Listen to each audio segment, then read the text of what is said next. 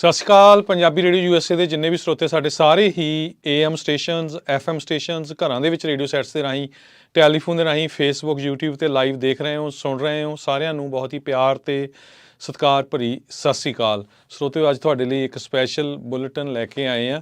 ਇਹ ਇੱਕ ਤਰ੍ਹਾਂ ਦੇ ਨਾਲ ਜਿਹੜੀ ਵਾਰਨਿੰਗ ਹੈਗੀ ਆ ਖਾਸ ਕਰਕੇ ਜਿਹੜੇ ਆਪਣੇ ਪੰਜਾਬੀ ਭੈਣ ਭਰਾ ਦਸਤਾਰ ਸਜਾਉਂਦੇ ਆ ਬਾਹਰ ਜਿਹੜੇ ਆਪਾਂ ਕਈ ਵਾਰੀ ਪਾਰਕਾਂ ਨੂੰ ਜਾਂਦੇ ਆ ਘੁੰਮਣ ਜਾਂਦੇ ਆ।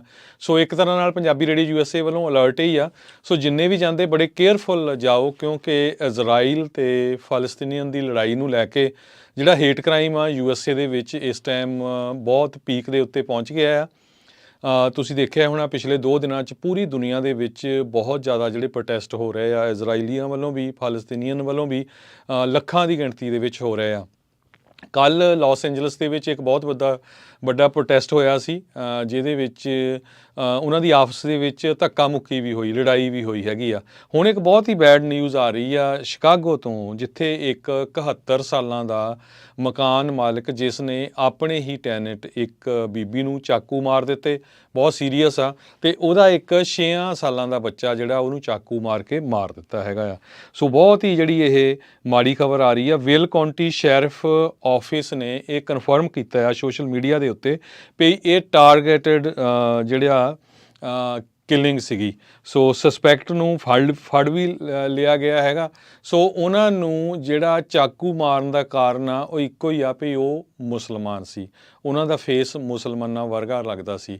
ਸੋ ਜਿੰਨੇ ਵੀ ਸਾਡੇ ਸਰੋਤੇ ਸੁਣਦੇ ਪਲੀਜ਼ ਸਾਰੇ ਧਿਆਨ ਦੇ ਨਾਲ ਜਿੱਥੇ ਕਿਤੇ ਬਾਹਰ ਜਾਂਦੇ ਆ ਕਈ ਵਾਰੀ ਅਸੀਂ ਕੰਨਾਂ ਦੇ ਵਿੱਚ ਫੋਨ ਫਸਾਏ ਹੁੰਦੇ ਆ ਆਲਾ ਦੁਆਲਾ ਦੇਖਦੇ ਨਹੀਂ ਬੜਾ ਕੇਅਰਫੁਲ ਚੱਲੋ ਕਿਉਂਕਿ FBI ਦੇ ਡਾਇਰੈਕਟਰ ਕ੍ਰਿਸਟੋਫਰ ਰੇ ਉਹਨਾਂ ਨੇ ਵੀ ਹਾਊਸ ਦੀ ਕਮੇਟੀ ਦੇ ਸਾਹਮਣੇ ਜਿਹੜੀ ਆਪਣੀ ਪੇਸ਼ੀ ਦੇ ਦੌਰਾਨ ਓਵਰਸਾਈਟ ਕਮੇਟੀ ਦੇ ਦੌਰਾਨ ਦੱਸਿਆ ਸੀ ਵੀ ਬਹੁਤ ਸਾਰਾ ਜਿਹੜਾ ਆ ਇੱਕ ਤਰ੍ਹਾਂ ਦੇ ਨਾਲ ਮਿਨੋਰਟੀਜ਼ ਦੇ ਅਗੇਂਸਟ ਖਾਸ ਕਰਕੇ ਜੋ ਬਾਹਰਲੇ ਮੁਲਕਾਂ ਤੋਂ ਆਏ ਹੈਗੇ ਆ ਉਹਨਾਂ ਦੇ ਅਗੇਂਸਟ ਬਹੁਤ ਜ਼ਿਆਦਾ ਕ੍ਰਾਈਮ ਵੱਧ ਰਿਹਾ ਹੈਗਾ ਆ ਕਿਉਂਕਿ ਇਸ ਜੰਗ ਨੂੰ ਲੈ ਕੇ ਵੀ ਇੱਕ ਛੋਟੀ ਉਮਰ ਦਾ ਬੱਚਾ ਮਿਸ਼ੀਗਨ ਦੇ ਵਿੱਚ ਉਸ ਦੇ ਉੱਤੇ ਵੀ ਜਿਹੜਾ ਆ ਅਟੈਕ ਹੋਇਆ ਹੈਗਾ ਆ।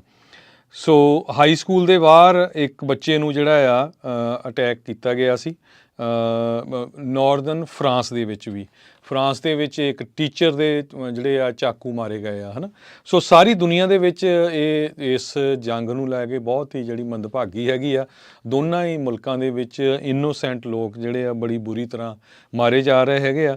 ਫਰਾਂਸ ਨੇ ਤਾਂ 7000 ਤੋਂ ਵੱਧ ਜਿਹੜੇ ਟਰੂਪ ਆ ਉਹ ਐਕਸਟਰਾ ਜਿਹੜੇ ਆ ਉਹ ਇੰਸਟਾਲ ਕੀਤੇ ਡਿਪਲਾਈ ਕੀਤੇ ਹੈਗੇ ਆ ਤਾਂ ਕਿ ਜਿਹੜਾ ਆ ਜਿਊਜ਼ ਦੇ ਵਿੱਚ ਜਾਂ ਇਸਲਾਮਿਕ ਜਿਹੜੇ ਰੈਡੀਕਲਸ ਆ ਉਹਨਾਂ ਦੇ ਵਿੱਚ ਕਿਸੇ ਤਰ੍ਹਾਂ ਦਾ ਲੜਾਈ ਝਗੜਾ ਨਾ ਹੋਵੇ।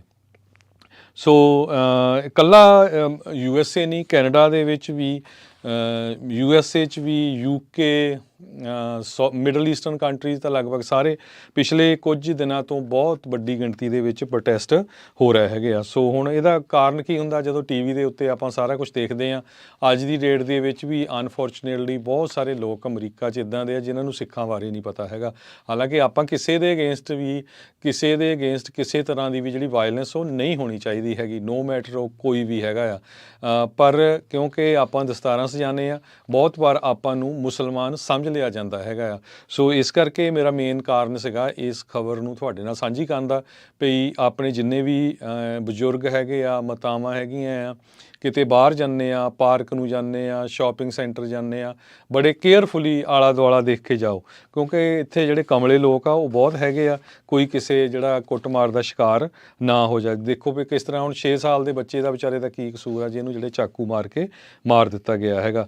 ਮੁਸਲਿਮ ਸਿਵਲ ਲਿਬਰਟੀ ਆਰਗੇਨਾਈਜੇਸ਼ਨਸ ਨੇ ਇਹ ਕਿਹਾ ਵੀ ਸਾਡੇ ਲਈ ਤਾਂ ਇੱਕ ਬਹੁਤ ਵਰਸਟ ਨਾਈਟਮੇਅਰ ਜਿਹੜਾ ਇਸ ਟਾਈਮ ਹੋਇਆ ਆ ਵੀ ਜਿਹੜੀਆਂ ਹੇਟ ਕਾਲਸ ਹੇਟ ਕ੍ਰਾਈਮ ਬਹੁਤ ਜ਼ਿਆਦਾ ਵੱਧ ਚੁੱਕਾ ਹੈਗਾ ਆ। ਸਿੱਖਾਂ ਦੇ ਅਗੇਂਸਟ ਵੀ ਪਿਛਲੇ ਸਮਿਆਂ 'ਚ ਬਹੁਤ ਹੁੰਦੇ ਰਹੇ ਆ। ਤੁਹਾਨੂੰ ਯਾਦ ਹੋਊਗਾ 9/11 ਜਦੋਂ ਹੋਇਆ ਸੀ ਉਸ ਤੋਂ ਬਾਅਦ ਜਿਹੜਾ ਸਭ ਤੋਂ ਪਹਿਲਾ ਵਿਕਟਮ ਸੀ ਉਹ ਸਰਦਾਰ ਬਲਵੀਰ ਸਿੰਘ ਸੋਢੀ ਸੀਗਾ।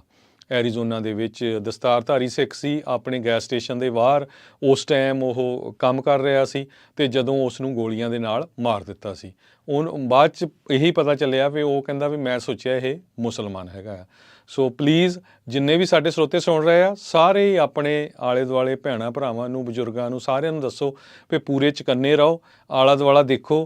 ਕਿਤੇ ਜਾਂਦੇ ਆ 2-4 ਜਣੇ ਇਕੱਠੇ ਜਾ ਕੇ ਤੁਰਨ ਜੇ ਜਾਂਦੇ ਆ, ਤੁਰ ਕੇ ਜਾਓ, ਜਾਂ ਪਾਰਕ 'ਚ ਵੀ ਬਹਿੰਦੇ ਹੈਗੇ ਆ, ਕਿਉਂਕਿ ਇਹ ਜੋ ਜੰਗ ਚੱਲ ਰਹੀ ਹੈਗੀ ਆ ਇਸ ਟਾਈਮ ਇਜ਼ਰਾਈਲ ਅਤੇ ਹਮਾਸ ਦੇ, ਇਹ ਰੁਕਣ ਦਾ ਨਾਂ ਨਹੀਂ ਲੈ ਰਹੀ ਹੈਗੀ। ਲਗਾਤਾਰ ਮਿਲੀਅਨਸ ਦੀ ਗਿਣਤੀ ਦੇ ਵਿੱਚ ਪ੍ਰੋਟੈਸਟ ਹੋ ਰਿਹਾ ਪੂਰੀ ਦੁਨੀਆ ਦੇ ਵਿੱਚ। ਅੱਜ ਈਰਾਨ ਨੇ ਵੀ ਧਮਕੀ ਦੇ ਦਿੱਤੀ ਆ ਵੀ ਜੇ ਇਜ਼ਰਾਈਲ ਨਾ ਹਟਿਆ ਤਾਂ ਅਸੀਂ ਜਿਹੜੀ ਆ ਪੈਲਸਤੀਨੀਆਂ ਦੀ ਪੂਰੀ ਸਪੋਰਟ ਕਰਾਂਗੇ। ਸੋ ਪਤਾ ਨਹੀਂ ਦੁਨੀਆ ਕਿਹੜੇ ਪਾਸੇ ਨੂੰ ਜਾ ਰਹੀ ਹੈਗੀ ਆ। ਸੋ ਆਪਾਂ ਤਾਂ ਵਾਹਿਗੁਰੂ ਅੱਗੇ ਇਹੀ ਅਰਦਾਸ ਕਰਦੇ ਹਾਂ ਵੀ ਕਿਸੇ ਦਾ ਵੀ ਜਿਹੜਾ ਦੁਨੀਆ 'ਚ ਕੋਈ ਵੀ ਜਿਹੜਾ ਜੀਅ ਵੱਸਦਾ ਆ ਉਹਦਾ ਕਤਲ ਨਾ ਹੋਵੇ, ਉਹ ਵਿਚਾਰਾ ਸੁੱਖੀ ਸਾਂਦੀ ਜਿਹੜਾ ਸੌਵੇ, ਅਤੇ ਸਾਰੇ ਹੀ ਜਿਹੜਾ ਆ ਕੇਅਰਫੁਲ ਰਹੋ। ਸੋ ਇੱਥੇ ਹੀ ਆਪਾਂ ਇਜਾਜ਼ਤ ਲੈਂਦੇ ਹਾਂ। ਮੇਰੇ ਹਰਜੋਤ ਸਿੰਘ ਵੱਲੋਂ ਸਾਰਿਆਂ ਨੂੰ ਬਹੁਤ ਹੀ ਪਿਆਰ ਅਤੇ ਸਤਿਕਾਰ ਭਰੀ